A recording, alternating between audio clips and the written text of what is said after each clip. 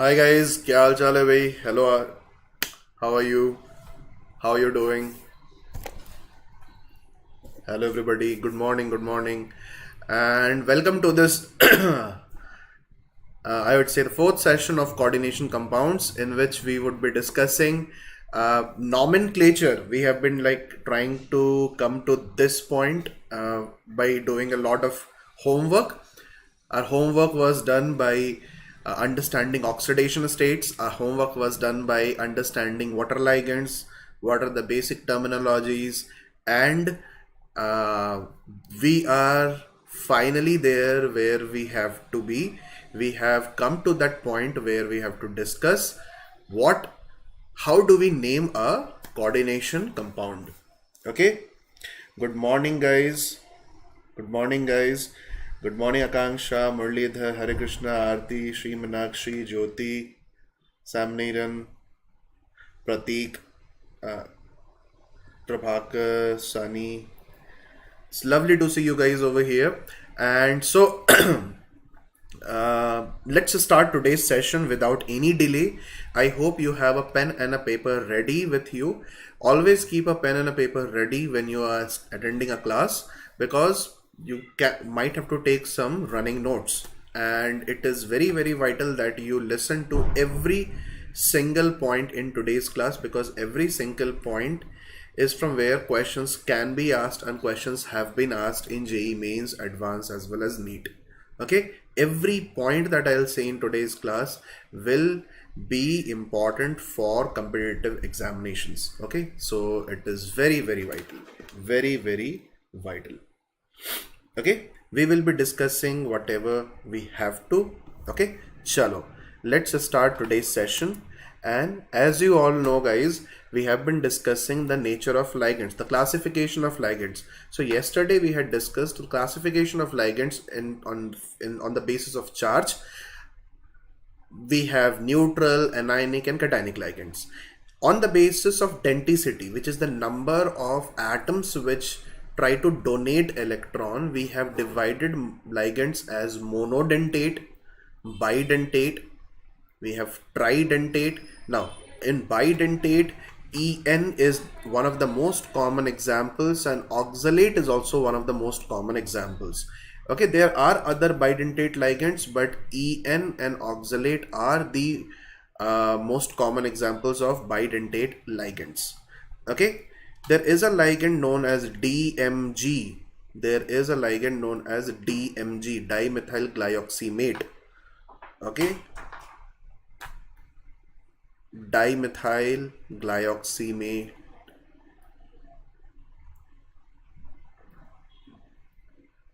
Dimethyl glyoximate. And dimethyl glyoximate looks like this.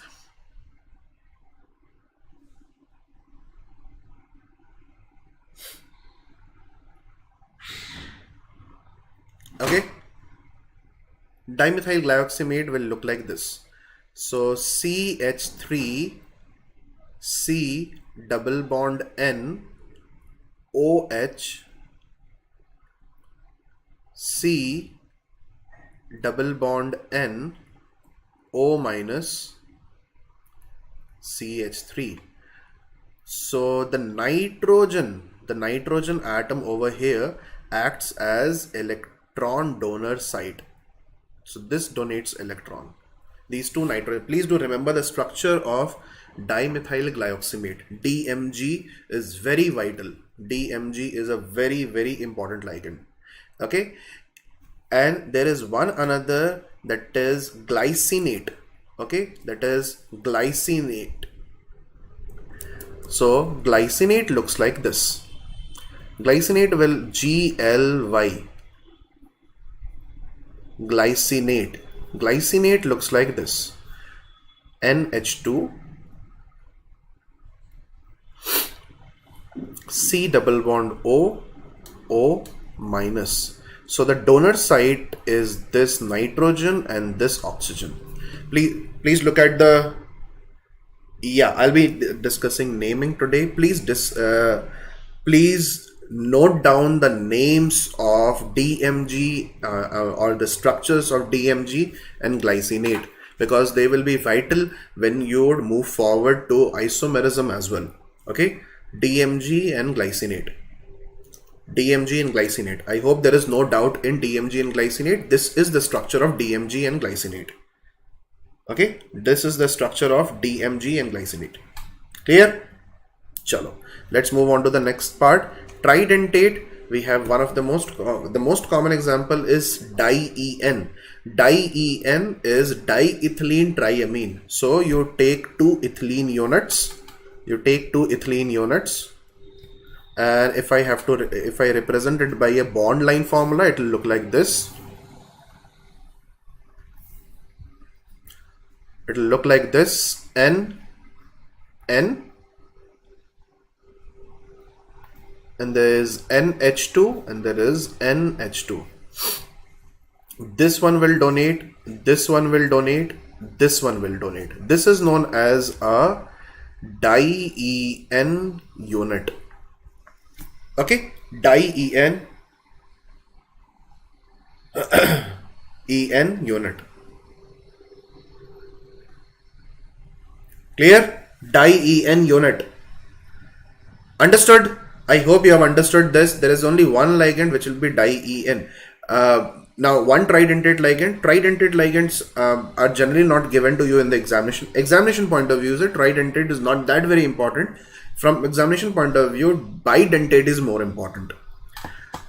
Okay. Tetradentate, that is tri-EN. Tetradentate is tri-EN.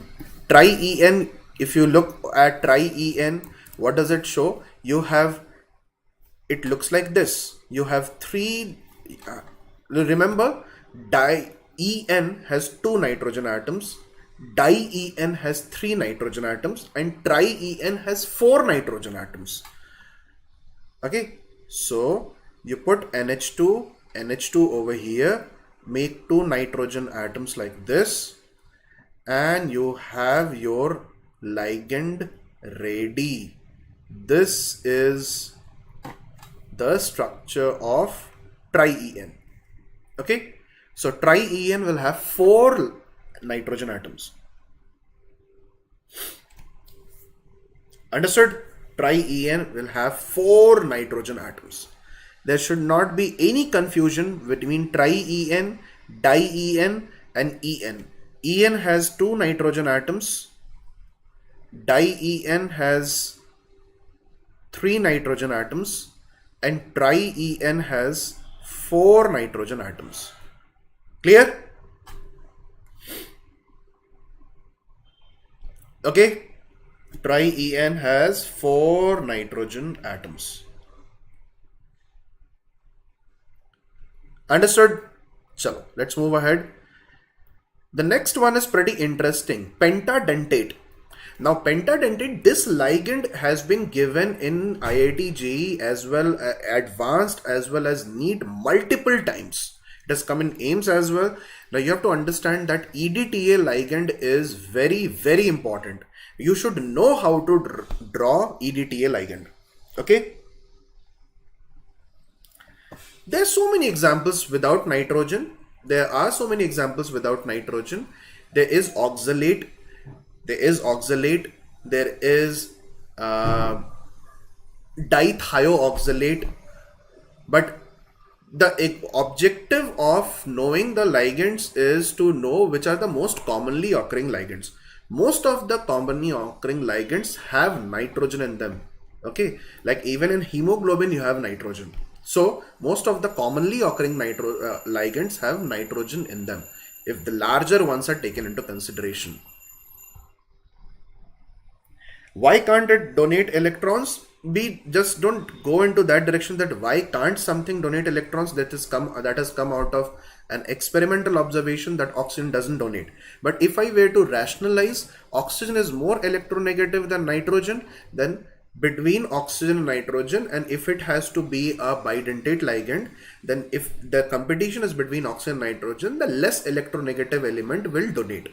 Okay, the less electronegative element will donate.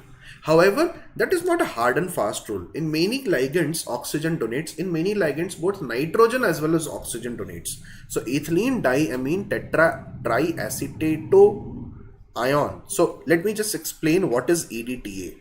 So please look at the structure of EDTA. EDTA is ethylene diamine tetraacetic acid. It is very important that you know what is EDTA.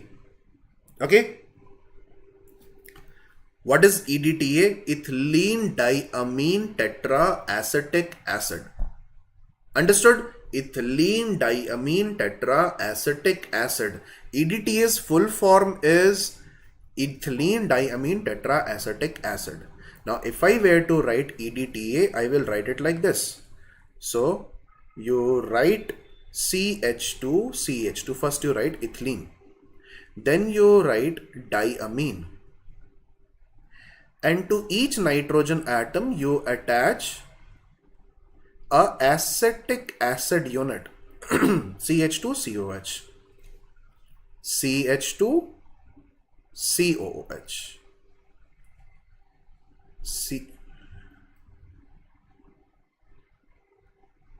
Okay, so you will have CH2COOH.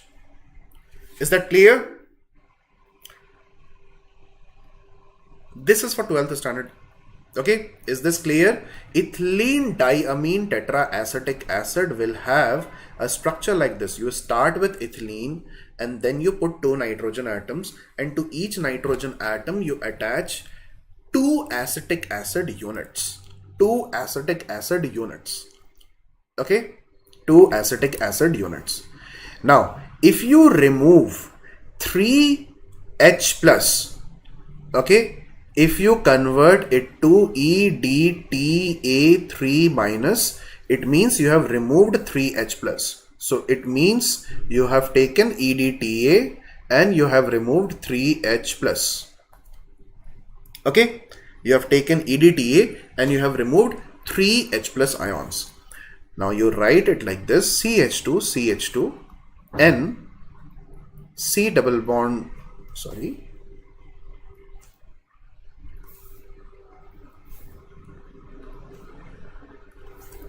So CH2, C double bond O, O minus, CH2, C double bond O, O minus, and then put another nitrogen and convert it to CH2, C double bond O, O minus, CH2, C double bond O, OH. Okay.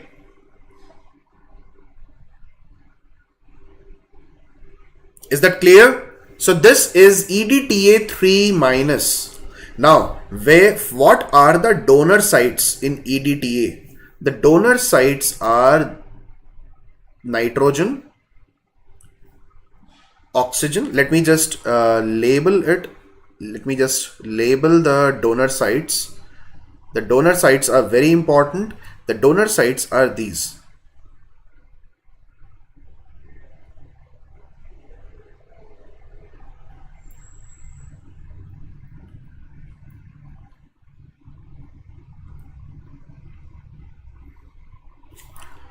Donor site is nitrogen, oxygen, oxygen, nitrogen, oxygen. So these are the donor sites. Can you see there are 5 donor sites?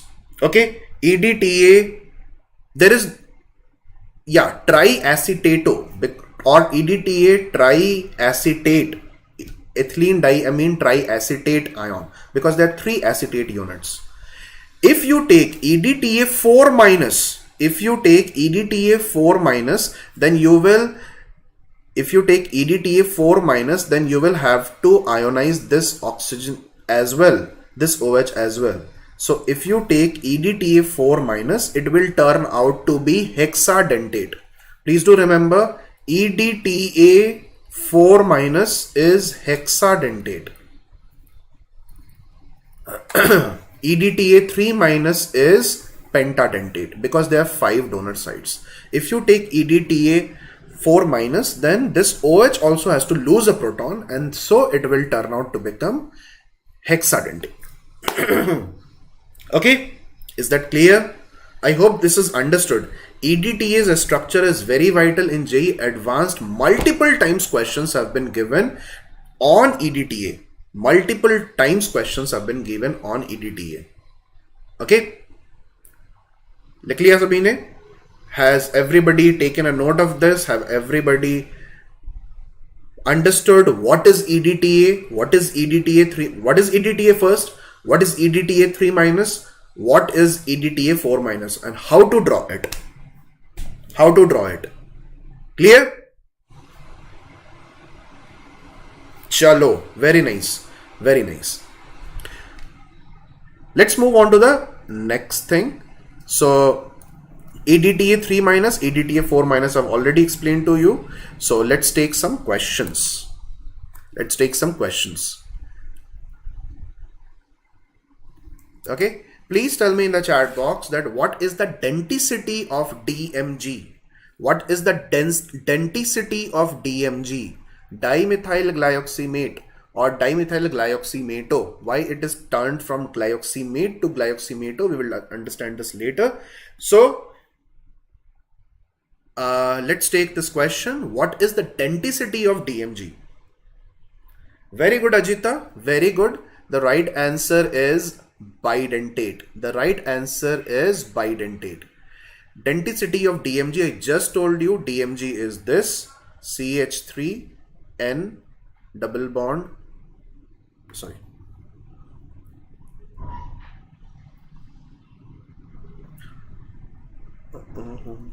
CH3C double bond N OH C CH3 double bond N O minus. Remember, what donates electron are the 2 nitrogen atoms.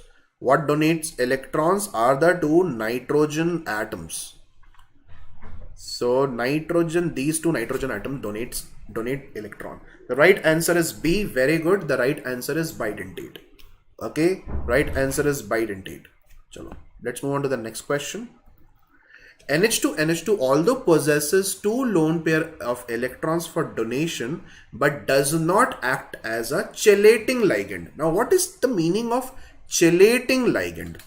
What is the meaning of chelating ligand? Now let's try and understand this very easy. This is very easy to understand. Chelating ligand is a ligand which can form rings with central metal atom. Ligand which can form rings with central metal atom. For example, we take oxalate. For example, we take oxalate. Okay, double bond O minus. If you take a metal atom, a central metal atom, then this ligand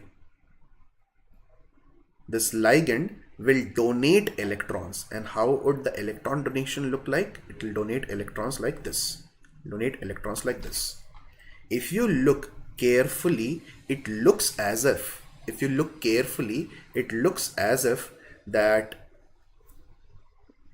metal, oxygen, carbon, oxygen, back to metal looks like a ring. It looks like a ring, isn't it? Is that understood? It looks like a ring. Please tell me in the chat box that you have understood this, that it looks like a ring.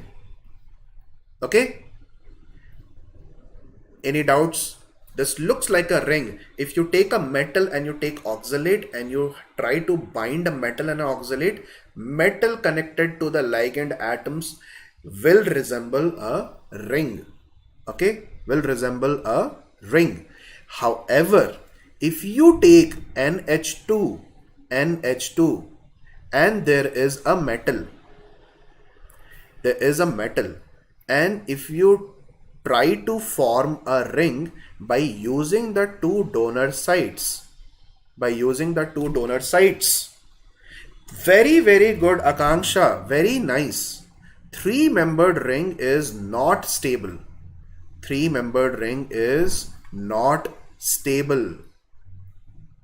It's very important. The size of the ring that I am getting is three-membered. Three-membered ring is not stable, and therefore En in spite of being a bidentate ligand will not form a stable, will not behave as a chelating ligand. So three-membered ring is not stable. Okay, five-membered and above, five-membered, six-membered, these rings are stable. Clear? Five-membered, six-membered, these rings are stable, and that is the reason this does not exist, this exists. Clear? Chalo, let's go on to the next question. Which of the following is not a chelating ligand? Which of the following is not a... How do you identify that it will form a ring? When you ideally, to form a ring, look at the logic. If to form a ring, how do you form a ring? A ring is three-membered, a ring is four-membered, a ring is nothing but a cyclic unit. A ring is five-membered. Okay, so Sri Balaji has asked this question, that how to identify which is the, what is the nature of, how do I identify this? Now the smallest ring, the smallest cyclic structure that you can draw is three. It's a triangle. The one which are largest are square, pentagon, hexagon, heptagon. So one of these atoms is a metal. Consider that one of these atoms is a metal. One of the corners is a metal. And now the other ligands should have something like this. This is the donor site. This will behave as the donor site. This will behave as a donor site. This will behave as a donor site. This will behave as a donor site. Behave as a donor site. This will behave as a donor site. So the important point is the small, to have a ring, the smallest number of atoms should be, the smallest number of atoms in the ring should be 3. So I cannot have a monodentate ligand form a or behave as a chelating ligand. Bidentate and onwards will behave as chelating ligands, but not all bidentates. Only if the bidentate ligand is generating a 5-membered or a 6-membered structure, then it will be a chelating ligand. So the right answer should be B. Right answer should be ethylene diamine will not behave as a chelate.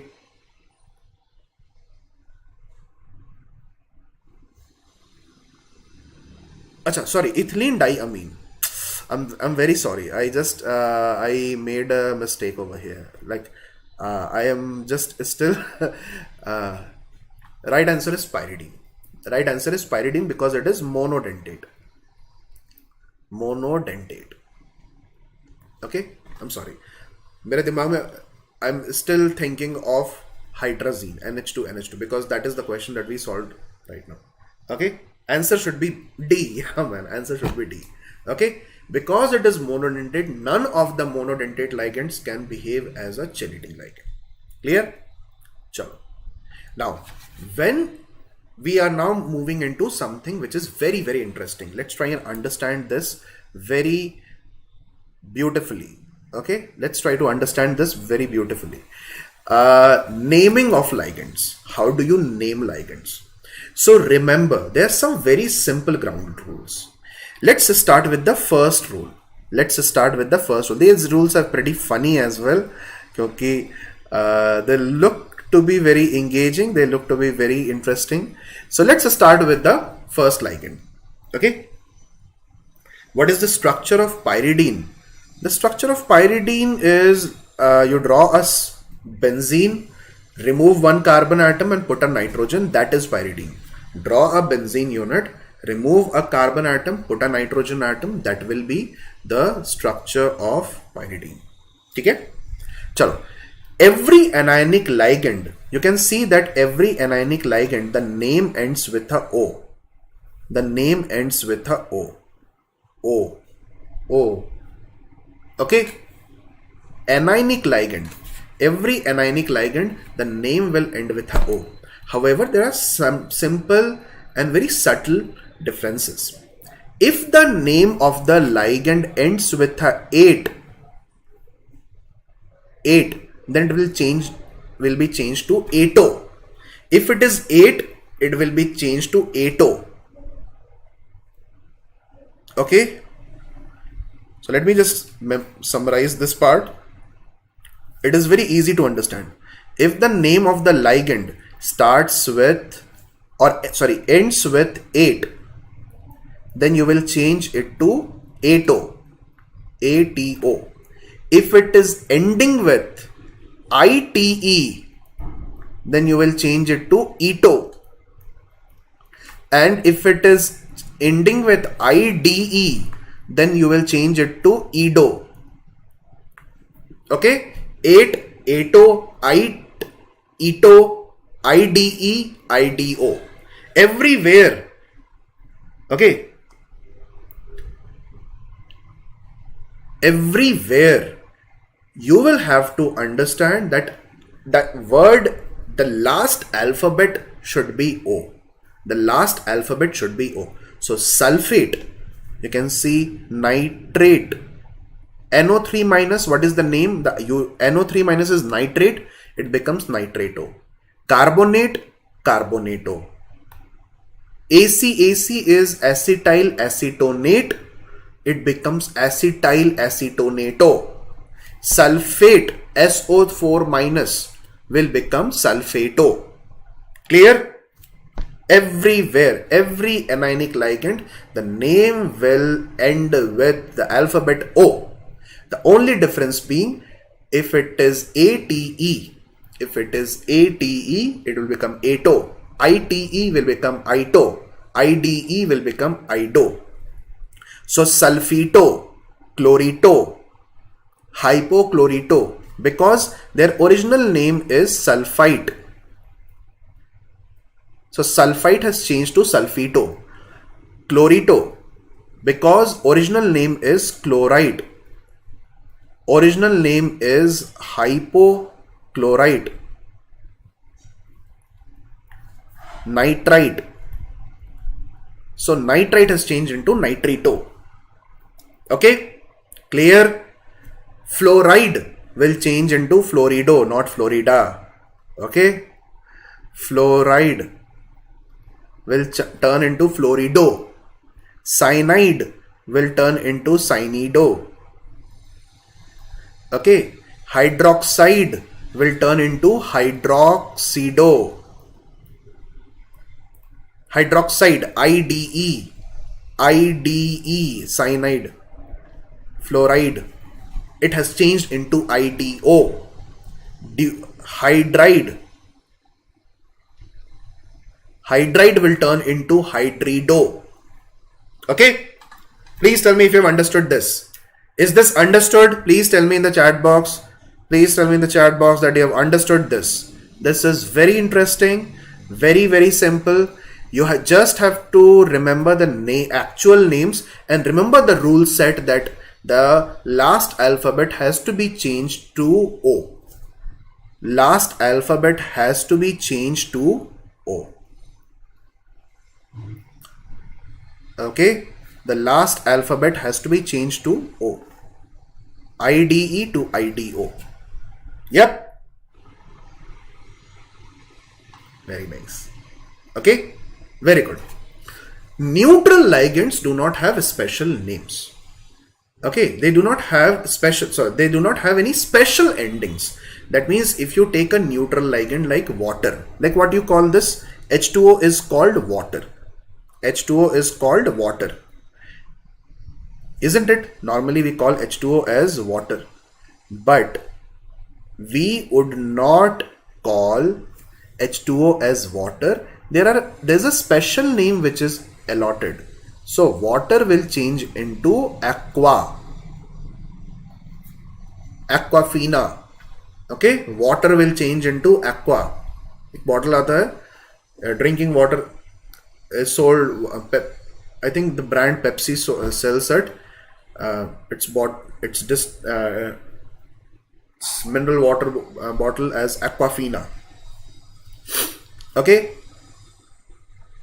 NH3 is ammonia. So onia is changed to ine. Onia is changed to ine. So it becomes amine. AMMINE. Please do not forget that it is AMMINE.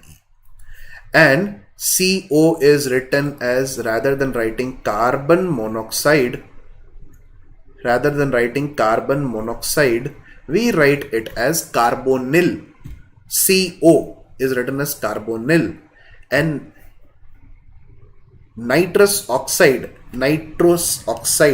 is turned into nitrosyl or nitrosonium, depending on whether it has a positive charge or a neutral ligand. So it is NO becomes nitrosyl. Clear? It becomes nitrosyl. Now there is a new word that you can see over here, which is ambidentate. There's a new word that you can see over here, which is written as ambidentate. Ambidentate. What is the meaning of ambidentate? Amphibian. Okay, amphibious. What is the meaning of amphibian? Something which lives in water as well as on land. So ambidentate has two behavior. Ambidentate will donate from two different types of atoms, but not at this. It will not utilize both of them at the same time. Okay. Is that clear? Ambidentate means a ligand will donate through two different atoms, but both of these atoms would not be utilized at the same time, like ambidentate nucleophile, if you have read about it. Okay, Pahul sir might have taught you about it. So cyanide will become cyanido. So cyanide, if donates from carbon, it will become cyanido, and cyanide if donates from nitrogen, it will become isocyanido or cyanido C, cyanido N. Okay, two sides of bonding. Correct. Dual behavior. If NO2 donates from the oxygen end, then it will become nitrito. And if it donates from nitrogen, then it will behave as nitro. Cyanato and isocyanato. In cyanato, the donor site is oxygen. In isocyanato, the donor site is nitrogen. Clear? Ambidentate will require a little bit of understanding of the bonding. Remember, these are the most common examples.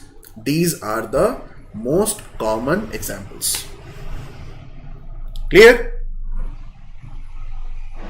Understood?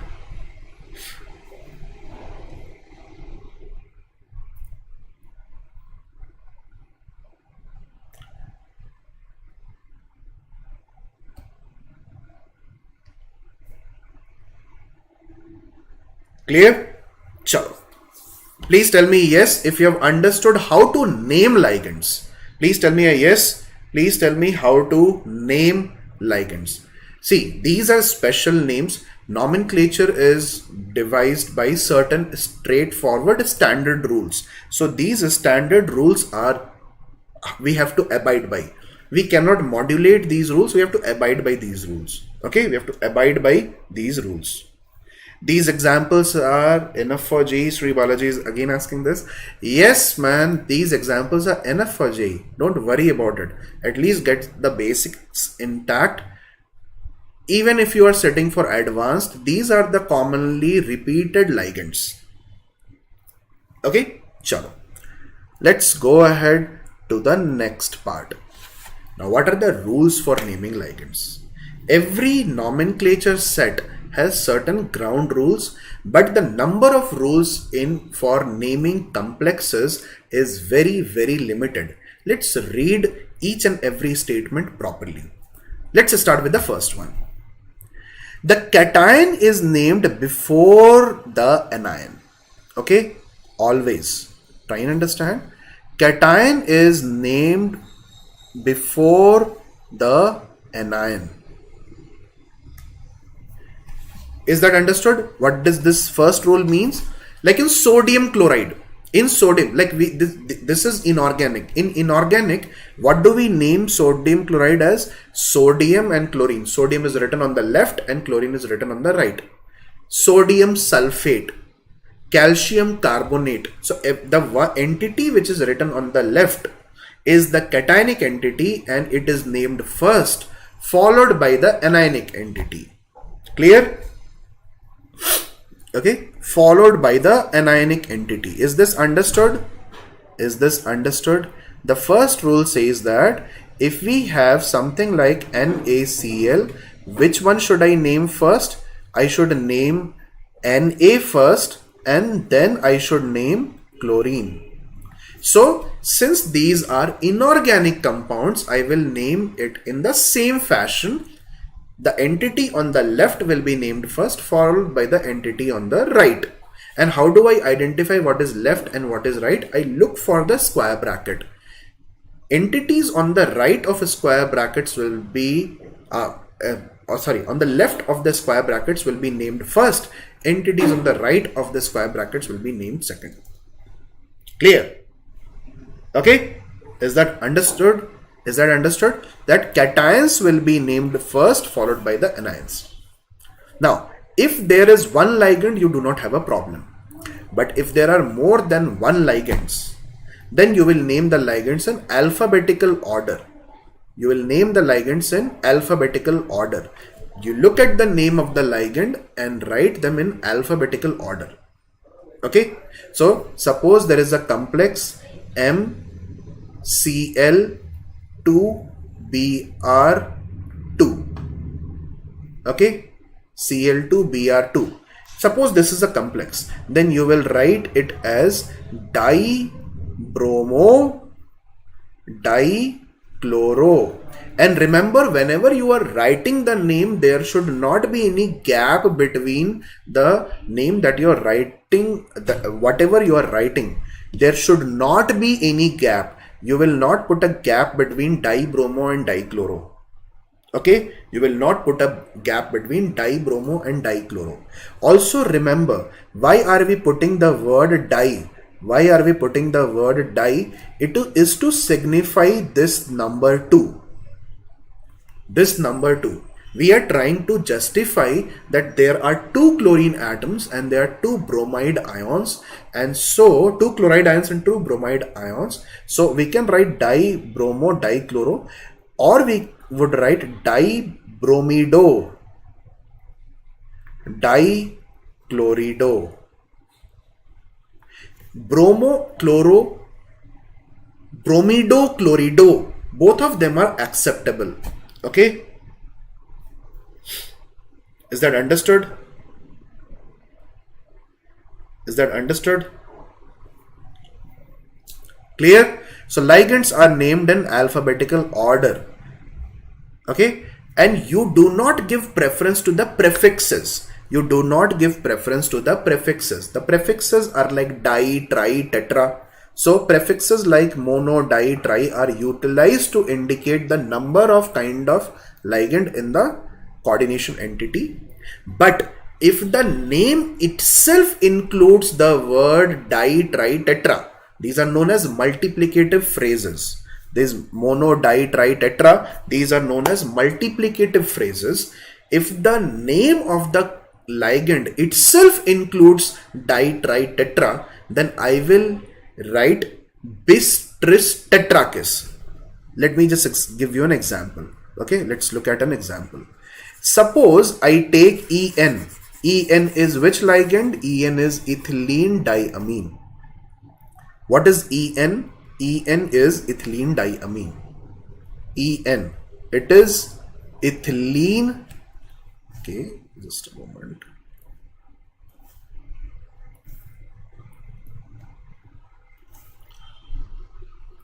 Ethylene diamine. Okay, it is known as ethylene diamine. Can you see the word di that comes within the name of the ligand? Can you see di? Okay. Ethylene diamine has the word di within the name, and PPH3 is triphenyl phosphine. Triphenyl phosphine. It itself has the multiplicative phrase tri within the name. Okay, so if I have a complex like MEN2, if I have MEN2 kind of a complex, assume that there is a MEN3 kind of a complex, then I will not write it as triethylene diamine. That will be completely incorrect. That will be completely incorrect. Understood? That will be completely incorrect. Triethylene diamine will never be correct. So we will write for this kind of a ligand, tris, we'll put a simple bracket and we'll write ethylene diamine. Is that understood? So tris is for 3, bis is for 2, tetrakis is for 3, tetrakis is for 4, and pentakis is for 5. Okay, pentakis is for 5. So please do remember the words bis, tris, tetrakis will be utilized for those ligands which already include the multiplicative phrase bi, di, tri. Clear? Is that understood? Is that understood?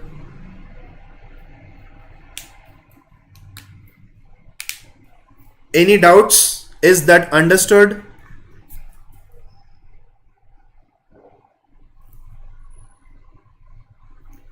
Clear? Okay. Next, the fourth rule is the oxidation number of the central metal atom will be written after its name in Roman numeral. Okay. Oxidation state of the central metal atom will be written in Roman numeral after the name in parenthesis. Parenthesis means simple brackets. Okay. So once you write the name of the central metal atom, you will write its oxidation state. You will always have to write its oxidation state. You should not ever miss out the oxidation state. If you miss out the oxidation state, you will make a mistake. Please do remember, these are nomenclature rules. Even if you make one mistake, it will become completely wrong. Okay. Even if you miss out on oxidation state while naming everything else correctly, you will make a mistake. So this is where you can see that calculation of oxidation state becomes vital. Okay. Cation, I am telling that cation inside the coordination sphere. Central metal ion can be cationic, central metal ion can be anionic. So central metal atom, so this iron in K4FeCN6, K4 is the cationic part, FeCN6 is the anionic part, the central metal atom is Fe, or central metal ion is Fe. So after the name of iron, whatever you will name it, after the name of iron, you will have to write its oxidation state. You will not have to write the oxidation state of potassium. You will have to write the oxidation state of anything which is present within the square bracket. Any metal which is present within the square bracket.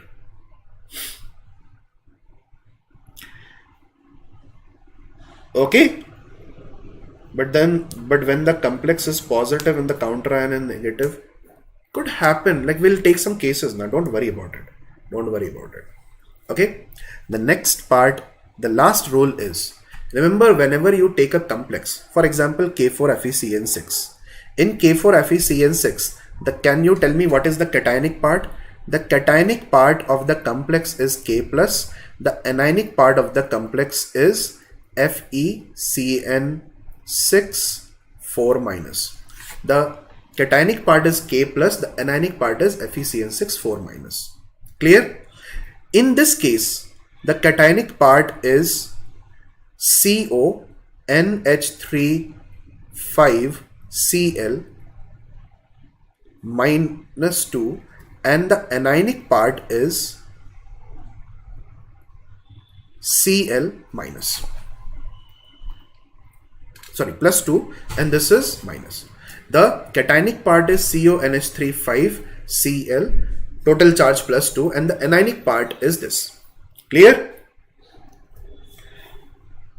If the central metal atom appears in a negatively charged complex sphere, this is a negatively charged complex sphere, the negatively charged complex ion, then the name of the central metal atom, only the central metal atom, name of the central metal atom will be changed to 8. For example, iron will become ferrate, mercury will become mercurate, Ag will become argentate, Au will become aurate, okay, Hg will become mercurate, nickel will become nickelate, cobalt will become cobaltate. So every name will be changed to a 8 if the metal atom appears within a negatively charged coordination sphere. Okay. If the metal appears in a neutral coordination sphere or I would say a positively charged coordination sphere, there would not be any change in name. So for coordination sphere of a metal, then it is written as it is. Otherwise, 8 is suffixed to the metal name. Okay. Is that clear? Chalo, let's start with the names. So Akanksha has already given the name for the first one.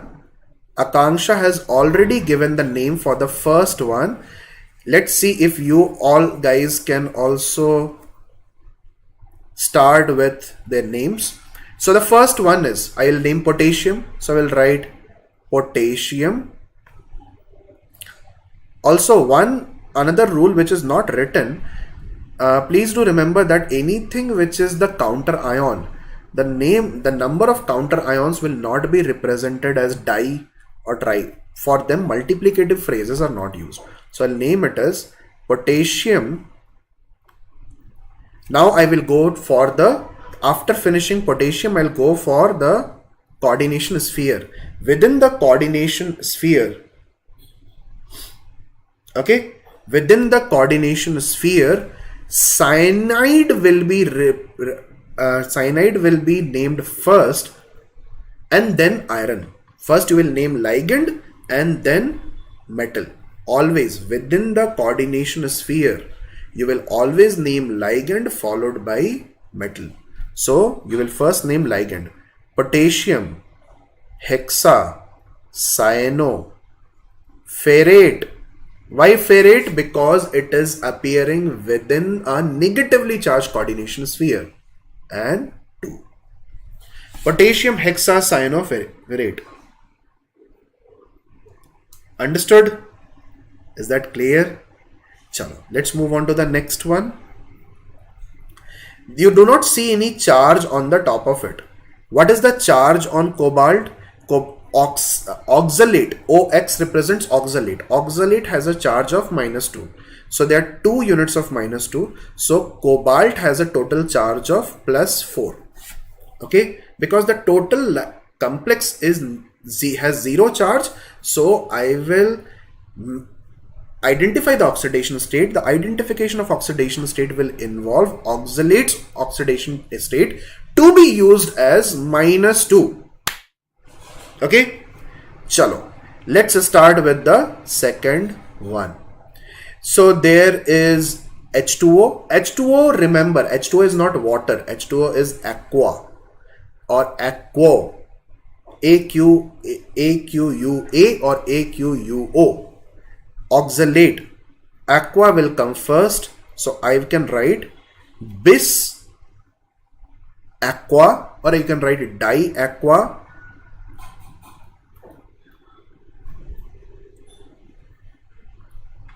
Okay, you can write bis aqua, and you can write di aqua. We can write di aqua. Okay, and dioxalato, because it is oxalate, ATE will change to oxalato. Cobalt, that's 4. Done. You can write cyanide. Muralidhar, yes man. Cyanide and cyanido. Cyanido and cyano, both are correct. Okay. Diaqua, dioxalato, cobalt 4. Very nice. Very nice. The next one. This is the cationic part and this is the anionic part. So I will start naming the cationic part. First and foremost, I need to name the ligand. I will start with NH3 and Cl. NH3 is known as amine and Cl is known as chloride or chlorido. Chloride is the actual name, is the real name of it. For nomenclature purpose, I will use chloro or chlorido. So let's write the name. So it will be pentaamine. Pentaamine. Okay, pentaamine.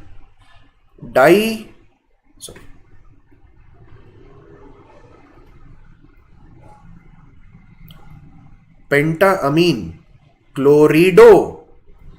Pentaamine chlorido. Cobalt. What is the oxidation state? 3. Cobalt 3 chloride. Okay, cobalt 3 chloride. I hope this is clear. Cobalt 3 chloride. Okay, the next one, I will write this as neutral complex. This is triphenyl phosphine and this is Cl. Triphenyl phosphine is actually the name, so it starts T. So we can write it as dichlorido or dichloro bis triphenyl phosphine nickel. What will be the oxidation state? +2. Okay.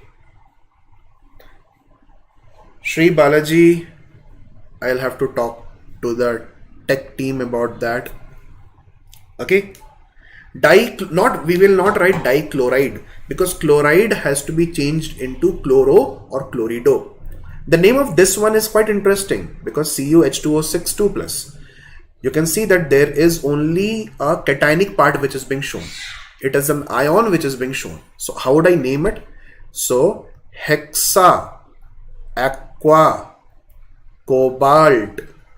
The charge on cobalt is +2 because H2O doesn't carry any charge. It is a neutral ligand. Cobalt 2, I will suffix it with ion. Because it is an ion, I will write an ion. I do not know what is the counter ion. So I'll write it as ion. Okay. Yeah, you can leave a gap between the cationic and the anionic part, but you will not leave a gap between naming a coordination sphere, naming whatever is within a square bracket. Okay, hexa, aqua, cobalt, 2, ion. I'm sorry, it is copper. I'm very, very sorry. I'm very, very sorry, guys. Yeah, it's copper. It is copper. Okay. Yeah. It is copper. Okay.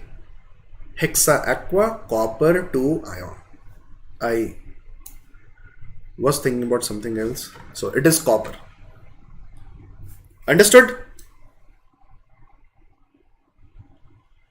The second one is not an ion, The second one has 0 charge. Why will I write ion? The whole complex, does it have any charge? It does not have any charge. Is the whole complex having some charge? Yes, it has +2 charge. So that's it. Okay, let's take some questions. And let's start with this one. Now, how do you identify coordination number? Always remember, number of donor sites will become the coordination number.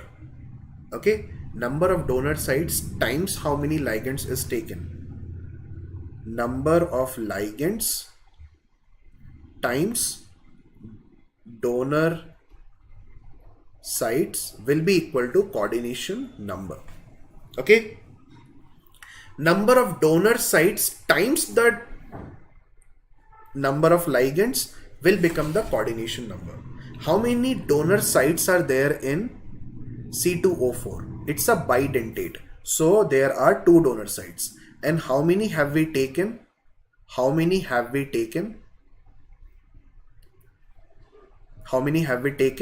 3. So the coordination number will become 6. Okay, coordination number will become 6.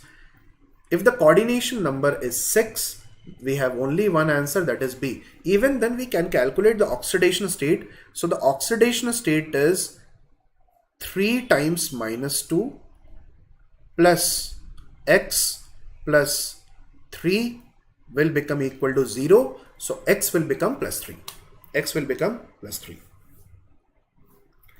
Is that clear? Answer should be B. Everyone is missing the swag of Powell, sir. Okay, chalo. Is that clear? He'll come back, man. He'll come back. Answer should be B. Let's take next question. Yes, Padmaja, the option is B.